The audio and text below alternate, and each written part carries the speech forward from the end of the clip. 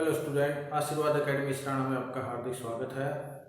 आज का जो अपना टॉपिक रहेगा आगमन विधि और निगमन विधि के बारे में रहेगा। काफ़ी इम्पोर्टेंट विधियां हैं ये। और आपके जो सिलेबस की अगर हम बात करें, बीएड सिलेबस की बात करें या कॉम्पिटिटिव एग्ज़ाम की बात करें, तो उसके लिए दोनों के लिए जो है ये बहुत ही इम्पोर्टेंट विधि होती हैं। तो टीचिंग मेथड के अंदर, यानी जब भी आप कोई टीचिंग प्रोसेस आप करते हैं, कोई भी टीचर है वो अपनी टीचिंग प्रक्रिया अगर आप करता है तो उसमें ये विधियाँ जो है बहुत ही इम्पोर्टेंट रोल प्ले करती हैं। अब ये विधियाँ होती क्या है, इसको हम वन बाय वन समझते हैं कि ये विधियाँ हैं क्या।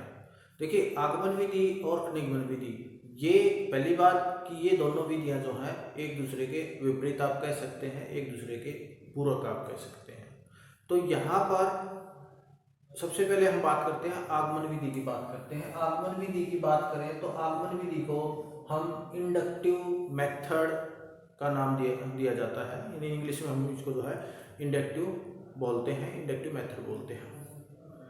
ये विधि होती क्या है? देखिए, जब भी शिक्षक बालकों के सामने कोई भी नई समस्या उत्पन्न करता है, कुछ नई परिस्थितियां उत्पन्न करता है और कुछ उदाहरणों के माध्यम से, तो बच्चे क्या करते हैं, उन उदाहरणों को तार्किक रूप से, उन उदाहरणों का कारण जो है तार्किक रूप से सोचते हुए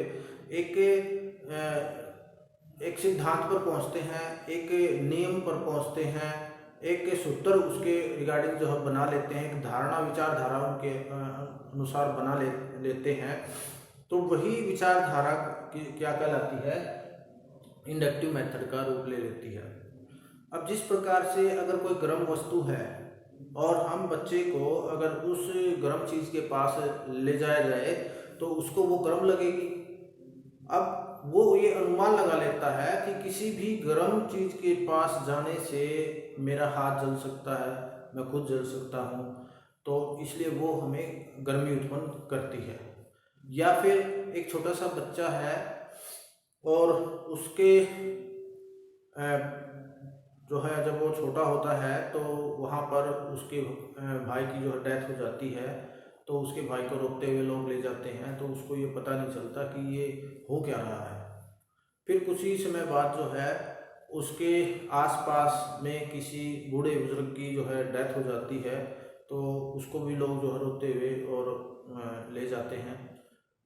इसके बाद वो धीरे धीरे जैसे जैसे वो बड़ा होता है तो उसके किसी सहयोगी की मृत्यु हो जाती है, सहपाठी की मृत्यु हो जाती है। तो इससे वो अनुमान लगा लेता है कि एक धारणा उसके माइंड में जो है चली बैठ जाती है, बन जाती है कि मनुष्य जो है कि मृत्यु एक न एक दिन निश्चित है, मनुष्य नश्वर है और उसको कभी ना कभी जो है मृत्यु के दामन में जाना ही पड़ेगा, मृत्यु उसे जो है अपने दामन में ले ही लेगी।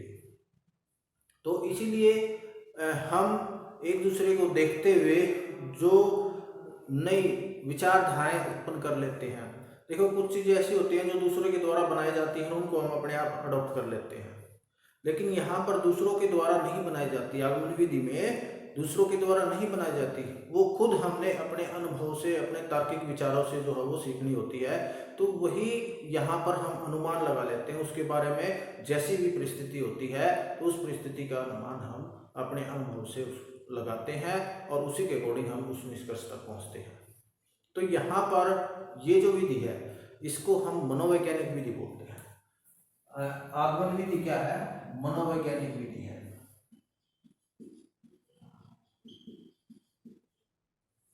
मनोवैज्ञानिक विधि हम इसको कह सकते हैं। दूसरा, ये एक वैज्ञानिक विधि भी है, मनोवैज्ञानिक विधि भी है और वैज्ञानिक विधि है। अगर हम बात करें, जैसे रूल है कि एग रूल वर्ड है और इसमें हम एक वर्ड यूज करते हैं रूल एग। एग रूल का मतलब क्या है और रूल एग का मतलब क्या है? यहाँ पर अगर हम उन दोनों स्टेपों को क्लियर करें, मनोवैज्ञानिक विधि है, वैज्ञानिक विधि है ये, लेकिन अगर हम यहाँ डिडक्टिव मेथड की बात करें तो ये जो है मनोवैज्ञानिक विधि नहीं है। मनोवैज्ञानिक विधि नहीं है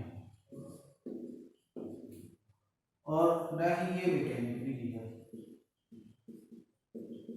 वैज्ञानिक विधि नहीं है।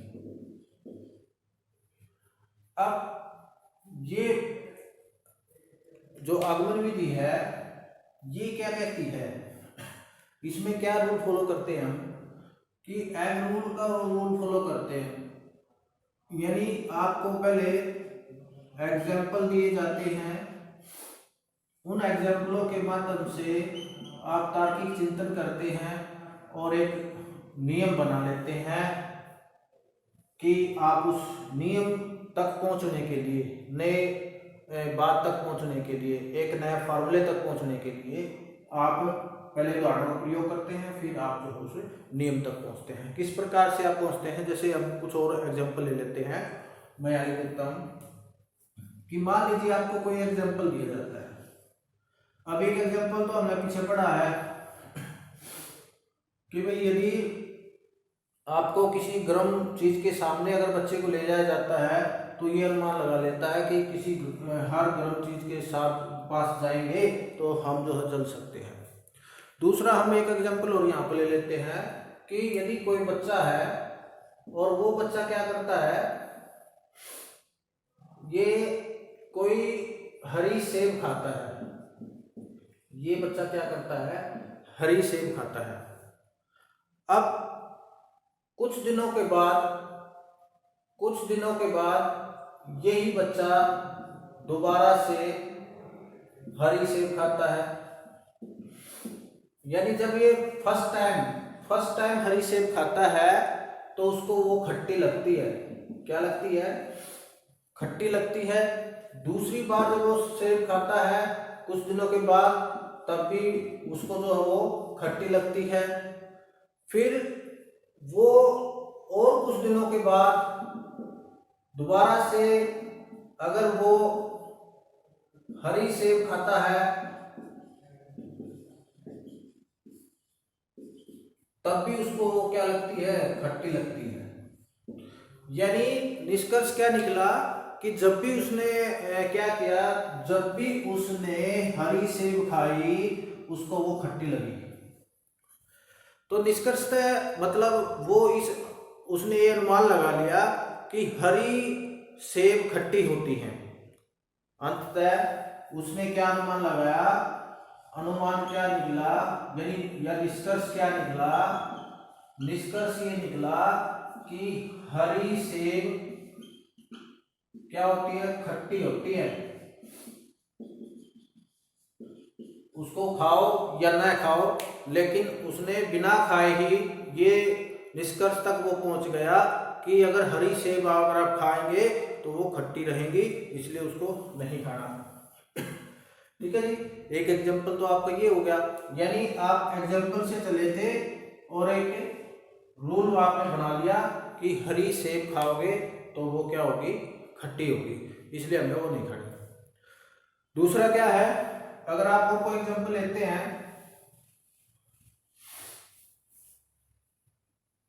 जिस तरह से हमने अभी एक और एग्जाम्पल लिया था मृत्यु वाला। एक छोटा बच्चा है, बहुत छोटा बच्चा है,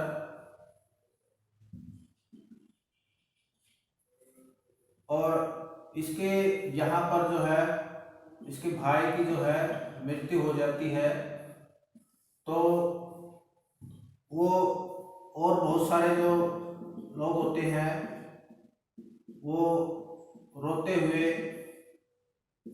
इसको जो ले जाते हैं। फिर कुछ दिनों के बाद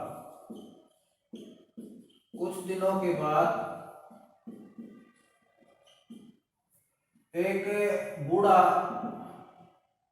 आदमी की भी मृत्यु हो जाती है, इसकी मृत्यु हो जाती है, इसको भी जो है लोग ले जाते हैं। फिर यहाँ पर कुछ दिनों के बाद और एक इसका दोस्त होता है इस बच्चे का, तो उसकी भी मृत्यु हो जाती है, उसको भी लोग जो है ले जाते हैं। यानी इतनी मृत्यु देखने के बाद उसके माइंड में एक निष्कर्ष बनता है, निकलता है, अनुमान लगाता है वो कि एक न एक दिन सबको मरना है, सबकी मृत्यु निश्चित है। तो इसलिए वो उसके माइंड में एक बात चल जाती है कि मनुष्य क्या है, नश्वर है, उसको तो एक न एक दिन मृत्यु होनी है, उसकी एक न एक दिन मृत्यु होगी। तो इसीलिए क्या है कि ये भी क्या था, एक एग्जाम्पल देखिए, उदाहरण देखिए, उसने पहले अपने भाई का देखा उसने केस, फिर एक बूढ़े व्यक्ति का देखा, फिर और किसी का देखा, फिर उसके फ्रेंड का देखा। तो इस तरह से बहुत सारी चीजें देखने के बाद वो बच्चा जो क्या है एक निष्कर्ष तक पहुंच जाता है कि मनुष्य जो है नश्वर है। और एक और एग्जाम्पल लेते हैं ताकि और क्लियर हो जाए हमें ये आगमन विधि क्या है।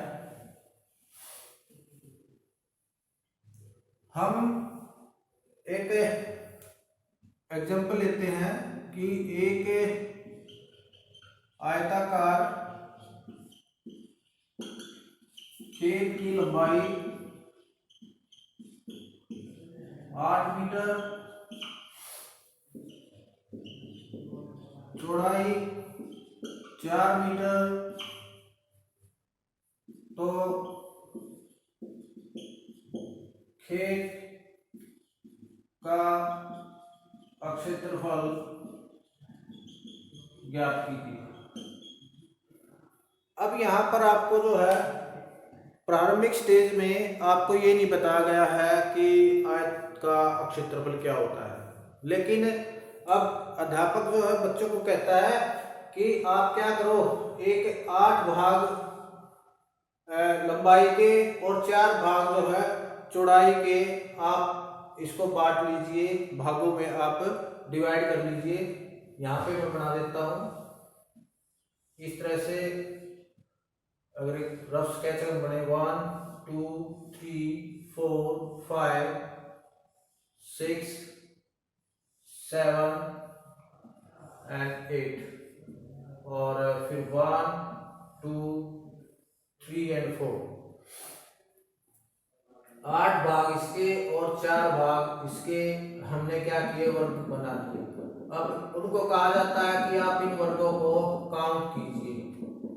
हम क्या करते हैं, इन वर्गों को काउंट करते हैं, और ये वर्ग कितने मिलते हैं 32 जो है वर्ग बनते हैं। तो इस तरह से आप और एग्जांपल लेते हैं, मतलब यहाँ पर इस केस में कितने बने 32 स्क्वायर वर्ग बन गए। अगर आप इसकी यहाँ पर लंबाई को अगर आप चेंज कर दें, यहाँ पर आप 6 मीटर ले लो, यहाँ पर आप जो है 5 मीटर ले लें, तो आपके ये कितने बनेंगे, अगर आप इस तरह से डॉटेड लगाएंगे, स्क्वायर में डिवाइड करेंगे, तो इस केस में आपके जो है ये 30 बन जाएंगे। यानी इस तरह से लंबाई और चौड़ाई आप बार बार रिपीट करते हैं तो बच्चा जो है एक निष्कर्ष तक पहुंचता है कि जब भी हम यहाँ पर इसको 8 भाग इसके लिए और 4 भाग इसके लिए, तो इसको काउंट किया 32 आ गए, और इसकी मल्टीप्लाई करते हैं तो भी 32 आता है। फिर इसको 6 लेते हैं, इसको 5 लेते हैं, तो इसी तरह से इसको इसी बॉक्सों में अगर आप लेके चलते हैं तो वो भी 30 आए हैं, तो इनकी गुणा करते हैं तो ये भी मतलब 30 ही आते हैं। तो एक निष्कर्ष तक पहुंचते हैं कि आयत का जो क्षेत्रफल है, आयत का अगर क्षेत्रफल है, यदि हमारे पास लंबाई दी हुई है और चौड़ाई दी हुई है, तो आप उनकी मल्टीप्लाई कर दें तो आपका क्या निकल आएगा, आयत का क्षेत्रफल निकल आएगा। तो ये हमने क्या किया, हम एक एग्जांपल लेकर चले थे, हम क्या लेकर चले थे, एक एग्जांपल दिया हमारे पास, और फिर हमने बार बार उन एग्जांपलों को किया, और बार बार उन बहुत सारे एग्जांपलों को करने के बाद हम एक निष्कर्ष तक पहुंचे। हमने एक नियम बना लिया, कौन सा नियम बना, ये नियम बन गया, लंबाई गुणा चौड़ाई वाला नियम बन गया। इससे रिलेटेड हम और कुछ और एग्जांपल मैं यहाँ पे लिखवाना चाहूंगा, तो देखिए और एग्जांपल कौन कौन से हैं।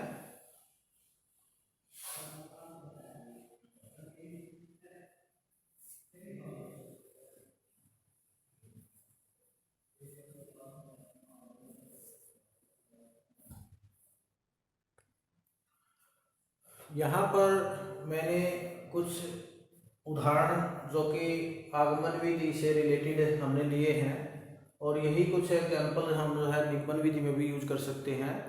तो यहाँ पर हम समझते हैं कि आगमन विधि जो हमने बात की थी कि एग रूल के वर्ड के साथ हम इसको अच्छे से समझ सकते हैं, और ये जो है रूल एक्ट से हम जो है वर्ड से हम अच्छे से समझ सकते हैं। ओके,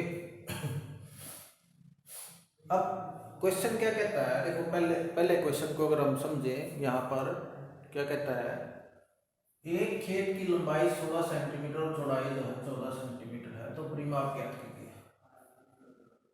अब जब आप परिमाप आप ज्ञात करते हैं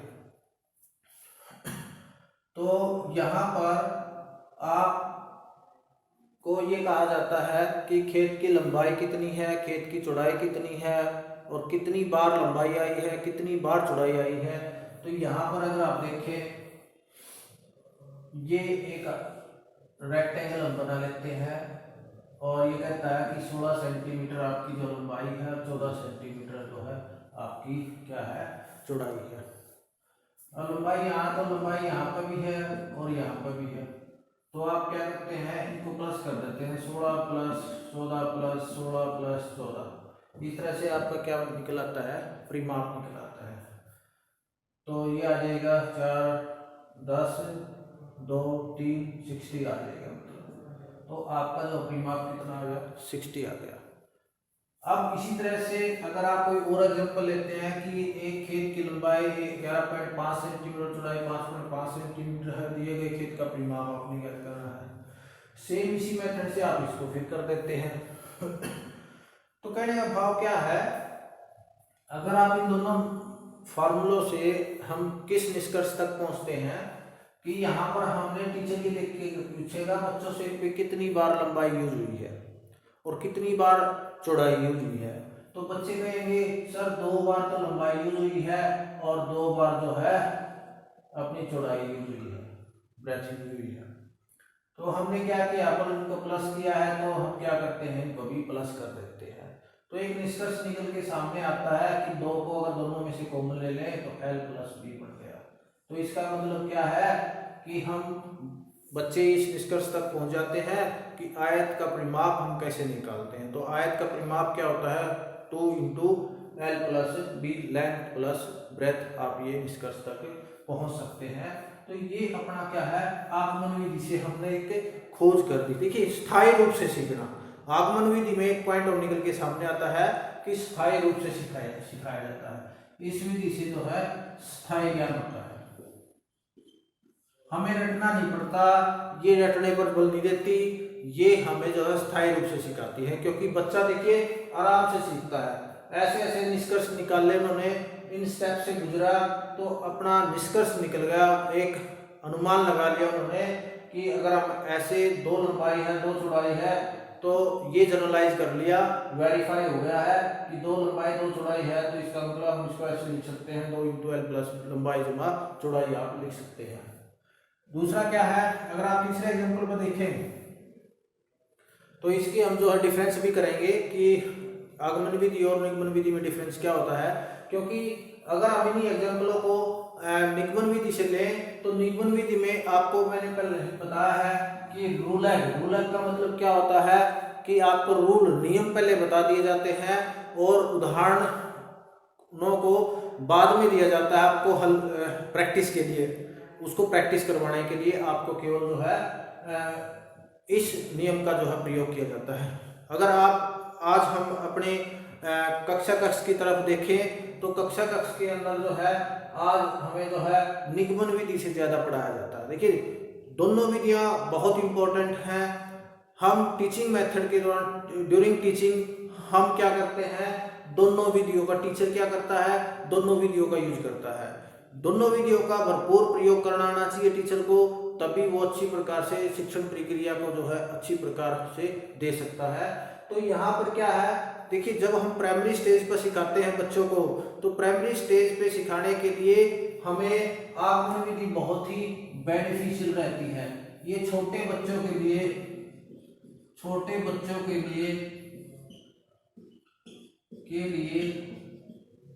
उपयोगी है।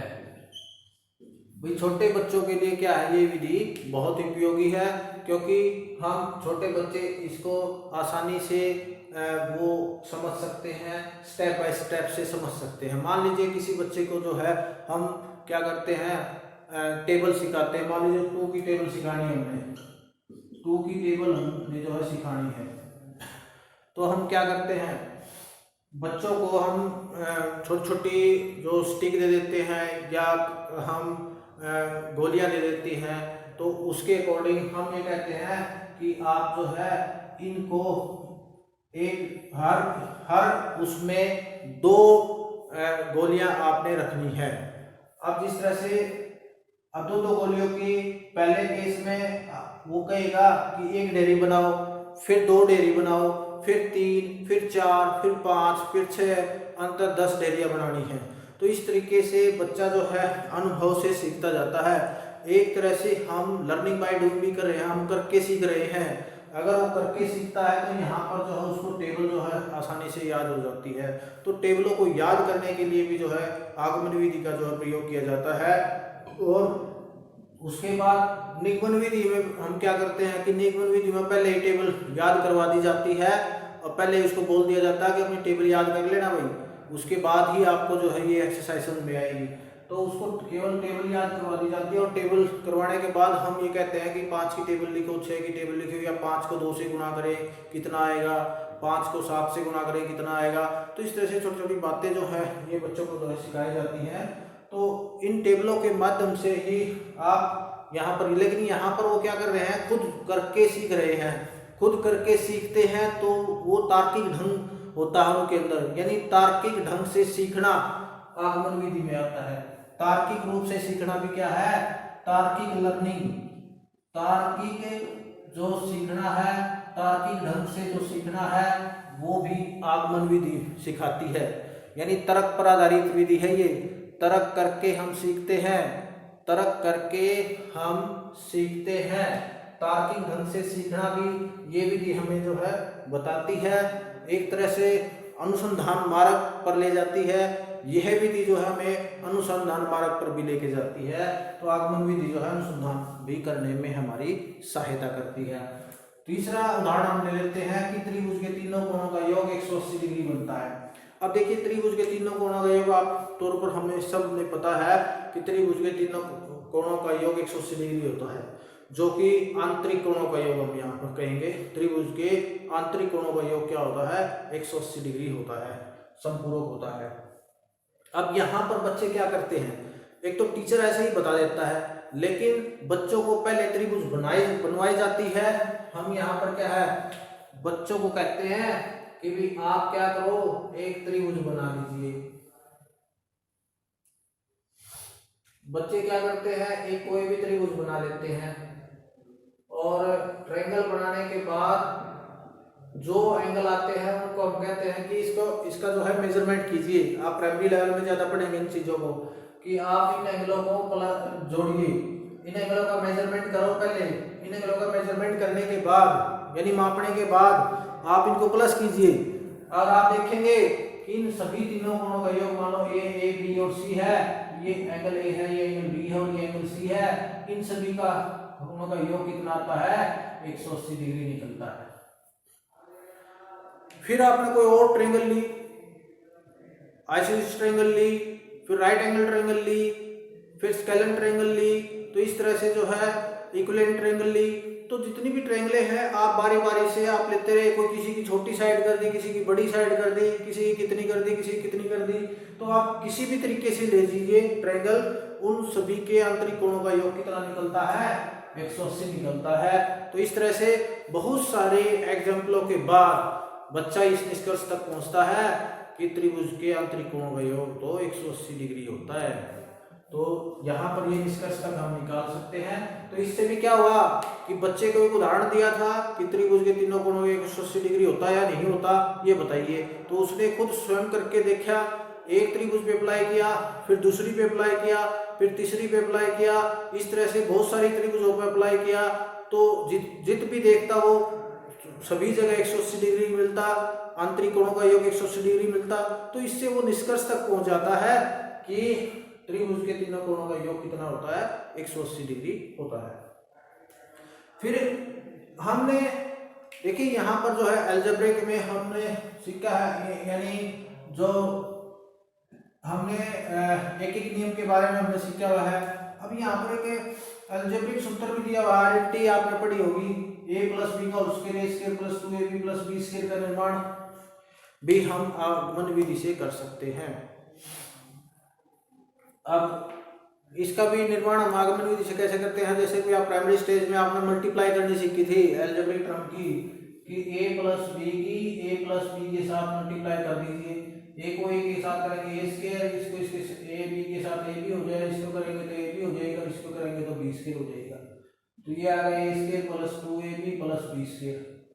तो इस तरह से हम जो है बच्चे को बार बार हम a प्लस बी के रूप में बहुत सारी संख्याएं बदल बदल कर देते हैं, तो उसी तरीके से वो बार बार मल्टीप्लाई करता है, तो वो निष्कर्ष तक पहुंचता है कि यदि हमारे पास जो है ये पहली टर्म है आपकी, फर्स्ट टर्म है, ये आपकी जो है सेकंड टर्म है, यदि हम जो अलजेब्रिक आइडेंटिटी बनती है फर्स्ट टर्म का स्क्वायर प्लस दोनों की टर्मों का मल्टीप्लाई का दुगुना कर देंगे और फिर प्लस कर देंगे, सेकंड टर्म का स्क्वायर कर देंगे, तो इस तरीके से अपना जो है ये फार्मूला जो है तैयार हो जाता है। फिर हम वर्ग की परिधि और व्यास को निकालने के लिए भी आगमन विधि का प्रयोग कर लेते हैं। भाई यदि आपको जो है कोई भी सर्कल दिया जाता है, बच्चे को सर्कल दिया जाता है और सर्कल देके उसको कहते हैं कि आप इस सर्कल की सर्कमफ्रेंस को मापिए, उस परिधि को मापते हैं, उस परिधि को मापने के बाद फिर उसको कहते हैं कि इसके व्यास को मापिए। अब उसको व्यास को और सर्कमफ्रेंस को डिवाइड करते हैं तो क्या रिजल्ट निकल के सामने आता है, हमारे पास एक रिजल्ट निकलता है जिसकी वैल्यू जो 3.14 या 22/7 के रूप में हो जाता है, तो अंततः हम उसको जो है पाई कहते हैं। तो इस तरह से हम जो है निष्कर्ष तक पहुंचते हैं कि पाई की वैल्यू क्या होती है, वो 3.14 या 22/7 होती है। ये यहाँ पर बच्चा जो है निष्कर्ष निकाल लेता है। और दूसरा निष्कर्ष ये भी निकलता है कि हम पाई को कैसे निकालते हैं, वर्त की परिधि को वर्त के व्यास से डिवाइड करने पर हमारा जो है पाई निकलता है। तो ये जितने भी फार्मूले हम बनाते हैं तो वो किसी न किसी उदाहरणों को बार बार यूज करने के बाद एक निष्कर्ष तक पहुंचते हैं। हर स्थिति में कितनी भी आप साइडों को चेंज कर लीजिए, लेकिन वही रिजल्ट यदि निकल के सामने आता है तो उन्हीं तथ्यों के आधार पर हम जो है एक निष्कर्ष तक पहुंच जाते हैं कि इसका जो सूत्र क्या बनेगा। तो यहाँ पर क्या है, अगर आप और क्वेश्चन ले भी 500 रुपए का 3 वर्ष का 5% की दर से साधारण ब्याज ज्ञात कीजिए, तो आपको पता है कि आप क्या करेंगे भाई, यहाँ पर आप 100 रुपये पर ले सकते हैं कि 100 रुपये पर जो ब्याज है वो कितना बनता है, 1 रुपये पर कितना बनेगा, फिर 500 रुपये पर कितना बनेगा और 3 वर्ष में कितना बन जाएगा। तो यहाँ पर हम एक निष्कर्ष तक पहुंचते हैं कि बार बार यदि आप क्या करते हैं कि जितना भी अपने पास जो है मूलधन है और फिर दर है और समय है, यदि हम उसको जो है 100 से डिवाइड कर देते हैं तो अपना क्या निकल आता है, साधारण ब्याज निकल आता है। तो यहाँ पर भी एक सूत्र का निर्माण हमने कर लिया है बार बार इस टाइप के एग्जाम्पलों को यूज करने के माध्यम से। तो हम एक एक नियम का हमने जो है बार बार प्रयोग किया, प्राइमरी क्लास में पढ़ाई है। तो ये जो एग्जाम्पल हमने दिए हैं जिनमें उदाहरण दिए गए हैं और बाद में आप क्या करते हैं, एक निष्कर्ष तक पहुंचते हैं, एक सूत्र तक पहुंचते हैं, एक सिद्धांत आप बनाते हैं, तो उसको हम क्या बोलते हैं, आगमन विधि बोला जाता है। और इस विधि के अंदर, और ये जो विधि अगर हम कहें, एक तो ये विधि वैज्ञानिक विधि है, मनोवैज्ञानिक विधि है, तार्किक ढंग से हमें ज्ञान प्रदान करवाती है, स्थायी ज्ञान प्रदान करने में हमारी सहायता करती है।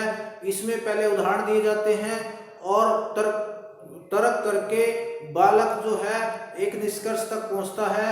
इसमें हम जो है इस विधि को जो है सामान्य अनुमान विधि भी कहा जाता है, क्योंकि एक बहुत सारे एग्जाम्पल होने के बाद हम एक अनुमान तक जो है पहुंच जाते हैं और एक सामान्य अनुमान हम लगा लेते हैं, एक जनरलाइज हम कर लेते हैं कि जिस तरह से आपके पास जो है कोई भी जो प्रस्तुतिकरण आप देते हैं, प्रेजेंटेशन आप देते हैं, फिर आप कोई भी यानी आपके पास कोई प्रॉब्लम आती है, उस प्रॉब्लम के माध्यम से आप किसी पर उस पर जो है तथ्यों पर काम करते हैं और काम करने के बाद कोई और एग्जाम्पल उदाहरणों का प्रयोग करके उसको वेरीफाई करते हैं और फिर आप एक निष्कर्ष तक पहुंचते हैं कि ये जो हमने सूत्र लगाया है, जो ये सिद्धांत बनाया है, ये कितना सार्थक है कितना नहीं है, उस निष्कर्ष तक पहुंचा जाता है।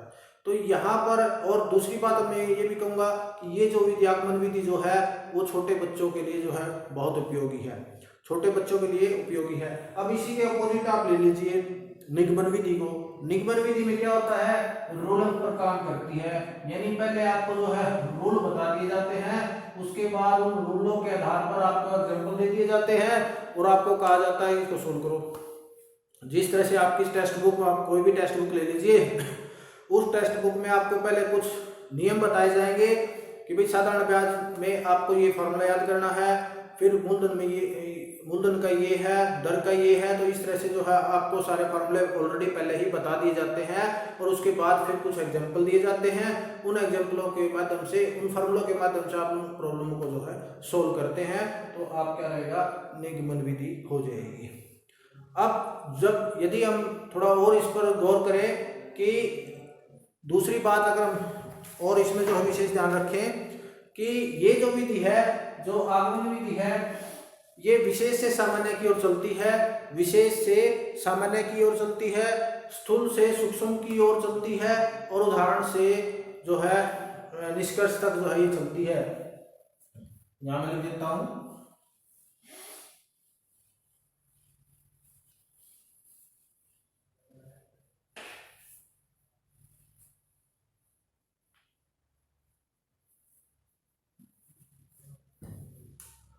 ये जो विधि है विशेष से सामान्य की ओर, दूसरा स्थूल से सूक्ष्म की ओर, तीसरा उदाहरण से नियम की ओर, नियम कह लीजिए या निष्कर्ष कह लीजिए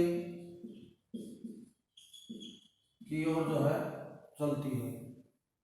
तो इस टाइप से ये जो विधि है आपकी आगमन विधि इन नियमों पर जो है काम करती है कि आपके पास विशेष से सामान्य की ओर, स्पेसिफिक टू जर्नल की ओर चलती है। स्पेसिफिक टू जर्नल क्यों होता है कि आपको जो पहले कुछ समस्या बता दी जाती है, उस समस्याओं को बार बार आप देखने के बाद एक निष्कर्ष नियम तक पहुंचते हैं, एक अनुमान आप जो है वहाँ पर लगा लेते हैं। जैसे हमने जो है खट्टी सेबों का या वो छोटे बच्चे ने मृत्यु का जिस तरह से एनालाइज किया था। स्थूल से सूक्ष्म की ओर है कि आप जो है बहुत सारी चीज़ों को आपको ज्ञान होता है, लेकिन यहाँ पर क्या है, अज्ञात से ज्ञात की ओर भी चल जाते हैं आप। अज्ञात से ज्ञात की ओर है, आपको कोई किसी चीज की जो है ज्ञात नहीं, अज्ञात होते हैं उस चीज के बारे में, उस निष्कर्ष के बारे में, नियमों के बारे में, उस सिद्धांतों के बारे में आप जो है आपको पता नहीं होता, लेकिन जब आप उस पर काम करते हैं तो एक निष्कर्ष तक पहुंचते हैं, आपको एक ज्ञात हो जाता है कि इन परिस्थितियों हमें कौन सा जो है फार्मूला लगाना है। तो इस तरह से आप उसको निकाल सकते हैं। उदाहरण से नियम की ओर आप चलते हैं, आपके पास उदाहरण दिए जाते हैं, डेली जीवन में आप उदाहरणों का प्रयोग करते हैं, उन उदाहरणों से आप जो है सीख ले लेते हैं कि इनसे हमें की बचना है, इनसे हमें दूर रहना है, तो एक नियम बना लेते हैं हम, और अज्ञात से ज्ञात की ओर हम चलते हैं।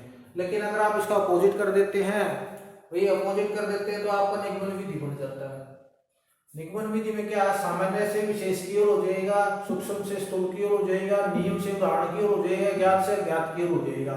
ये अगर आप इसके अपोजिट अगर आप कर देते हैं, यानी विपरीत आप देखें, तो आपकी क्या बन जाएगी, निगमन विधि जो है तैयार हो जाएगी। अब हम बात करते हैं कि इन विधियों में सारा का सारा वही है, आगमन विधि जो है और निगमन विधि, ये एक दूसरे के विपरीत विधियां हैं, पूरक विधियां आप कह सकते हैं। जैसे कि मैंने बताया पहले ही, ये मनोवैज्ञानिक विधि है, आगमन विधि मनोवैज्ञानिक विधि है, वैज्ञानिक विधि है, छोटे बच्चों के लिए उपयोगी है, तार्किक ढंग से हम नियमों तक पहुंच जाते हैं, और विशेष से सामान्य की ओर चलती है, स्थूल से सूक्ष्म की ओर, उदाहरण से नियम की ओर, अज्ञात से ज्ञात की ओर चलती है। और उधर अगर हम देखें, यहाँ पर जो है निगमन विधि में पहले आपको उदाहरण यानी नियम बता दिए जाते हैं, उसके बाद आप उदाहरणों के माध्यम से आप प्रैक्टिस करते हैं और उनको जो है पक्का करते हैं। और यहाँ पर ये विधि जो है बड़े बच्चों के लिए उपयोगी है, छोटे बच्चों के लिए उपयोगी नहीं है। ये विधि ये बड़ों के लिए उपयोगी है, बड़े बच्चों के लिए उपयोगी है, बड़े बच्चों के लिए उपयोगी है। और जी ये जो है तार्किक ढंग पर काम नहीं करती, ये अवैज्ञानिक विधि है, अमनोवैज्ञानिक विधि है, और इनको केवल बच्चा जो है रटने पर ज्यादा बल देते हैं। इसमें स्थायी ज्ञान होता है, इसमें स्थायी ज्ञान नहीं होता। इसमें रट्टा मरवा दिया जाता है कि फॉर्मूले याद करो और फिर आप उसको जो है ये प्रॉब्लम है इनको सोल्व करो।